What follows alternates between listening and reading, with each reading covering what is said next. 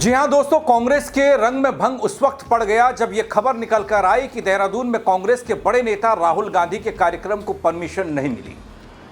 आखिर ऐसा क्या हुआ? बल्कि राहुल गांधी के छात्रों की गूंज कार्यक्रम के ठीक 3 दिन पहले सरकार और सिस्टम ने, प्रशासन ने कांग्रेस के कार्यक्रम पर रोक लगा दी, परमिशन देने से इनकार कर दिया। मानो एक बड़े सपने पर रोक लगा दी हो कांग्रेस की, क्योंकि तैयारी कुछ ऐसी थी। बताता हूं आपको पूरी खबर। नमस्कार, पहला आंख, मैं पंकज रौतेला, आप देख रहे हैं अपना उत्तराखंड न्यूज। तो क्या दोस्तों, उत्तराखंड में राहुल गांधी के कार्यक्रम से सिस्टम असहज है? क्या छात्रों से संवाद करने का मंच भी अब राजनीतिक विवाद का विषय बन गया है इस देश में और उत्तराखंड में, अपने प्रदेश में? आखिर छात्रों की गूंज कार्यक्रम को अनुमति क्यों नहीं मिली? क्या ये सिर्फ प्रशासनिक फैसला है या फिर कोई सियासी बड़ी वजह इसके पीछे छिपी हुई है? कोई डर है, कोई आशंका है? वीडियो को अंत तक जरूर देखिएगा दोस्तों, लोकसभा विपक्ष के नेता राहुल गांधी देहरादून में दूसरी मर्तबा एक बड़े कार्यक्रम के जरिए कांग्रेस की मौजूदगी दिखाना चाहते थे। कांग्रेस वाले काफी उत्साहित, काफी दिनों से तैयारी, और एक बड़ी खबर तब निकल कर आई जब परेड ग्राउंड में राहुल गांधी के प्रस्तावित कार्यक्रम को इजाजत नहीं मिली। उनका परेड ग्राउंड में छात्रों से संवाद का कार्यक्रम था। प्रशासन ने इस कार्यक्रम की इजाजत नहीं दी। इसके बाद कांग्रेस नेता दूसरी लोकेशन की तलाश में जुट गए। कार्यक्रम से कुछ समय पहले प्रशासन की तरफ से उठाए गए इस कदम से दोस्तों कांग्रेस को बड़ा झटका लगा। इस मामले पर अब सियासत भी गर्म दिखाई दे रही है। देखना यह कि प्रशासन क्या कांग्रेस को इस इवेंट के लिए कोई दूसरी जगह पर परमिशन देता है या फिर नहीं, क्योंकि वक्त इतना नहीं है। दोस्तों, प्रशासन ने यह कहते हुए परमिशन देने से इनकार किया कि परेड ग्राउंड में इतना स्पेस नहीं है, यहां स्टूडेंट्स काफी तादाद में इकट्ठा होंगे जिससे स्थिति बिगड़ सकती है। दोस्तों, 48 घंटे पहले जब दिल्ली से सारा साजो सामान वहां पहुंच चुका था, ऐसे में देहरादून प्रशासन की तरफ से अचानक यह फैसला लिया गया। कांग्रेस के नेता काफी परेशान दिखाई दे रहे हैं। मैंने कहा ना, दूसरी लोकेशन की तलाश हो रही है, लेकिन क्या वो सुनिश्चित हो पाएगा? कांग्रेस की तरफ से डीएम से एक बार फिर से रिक्वेस्ट की गई है कि साहब परमिशन दे दीजिए। वहीं दोस्तों, दूसरी ओर सोशल मीडिया पर एक पत्र भी तैर रहा है जिसमें यह दावा कांग्रेस कर रही है कि उनको परमिशन मिली है और देहरादून के परेड ग्राउंड में कार्यक्रम के लिए 15, 16 और 17 जुलाई के लिए उन्होंने बाकायदा रकम जमा कराई है। 1,77,000 का जिक्र किया जा रहा है, लेकिन अब यह खबर की अनुमति नहीं दी गई। हालांकि दोस्तों, पार्टी की तरफ से सरकार पर यह गंभीर आरोप भी लगाए जा रहे हैं कि पहले परमिशन दी गई थी, फीस जमा कर दी गई थी, उसके बाद कांग्रेस की तरफ से पोस्टर छपवाए गए, बैनर लगवाए गए। 17 जुलाई को राहुल गांधी को देहरादून में आना था और कांग्रेस की तरफ से ऑनलाइन रजिस्ट्रेशन का कार्यक्रम भी करवाया गया कि छात्र उनसे कैसे कनेक्ट हो सकते हैं, जुड़ सकते हैं। यह सब होने के बावजूद किराए पर पानी फेर दिया गया, यह कांग्रेस कह रही है। बच्चों को लोकेशन बता दी गई थी, छात्रों को जोड़ने के लिए पूरा प्रोग्राम सेटअप था, और उस बीच ठीक कार्यक्रम के 3 दिन पहले खबर निकल कर आती है कि परेड ग्राउंड में राहुल गांधी का कार्यक्रम नहीं हो सकता।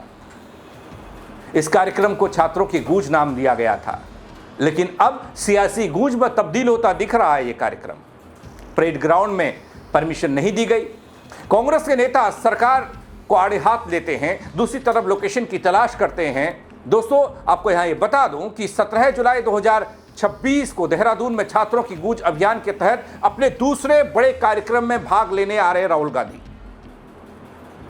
इस अभियान की शुरुआत 17 जून को राजस्थान के कोटा से हुई थी और कांग्रेस पार्टी इसे केवल एक संवाद कार्यक्रम नहीं बल्कि अपने संगठन के अभियान के रूप में आगे बढ़ा रही थी।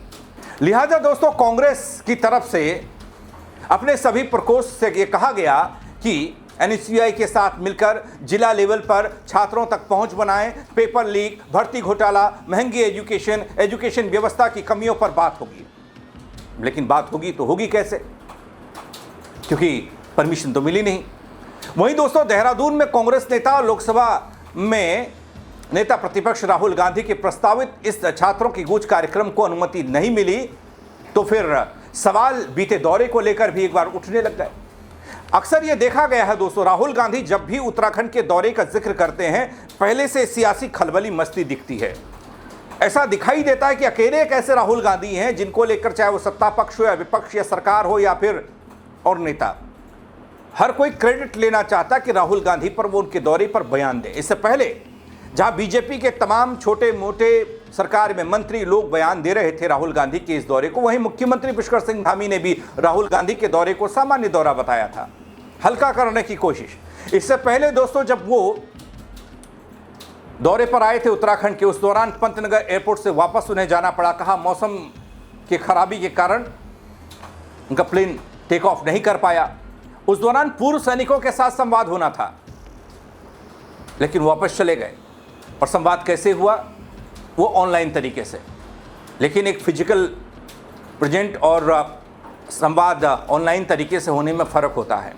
और वो शायद कांग्रेस को लगा कि भाई ऐसे नहीं, फिजिकली कनेक्ट होना होगा, आमने सामने बात होनी चाहिए, संवाद ऐसा होना चाहिए।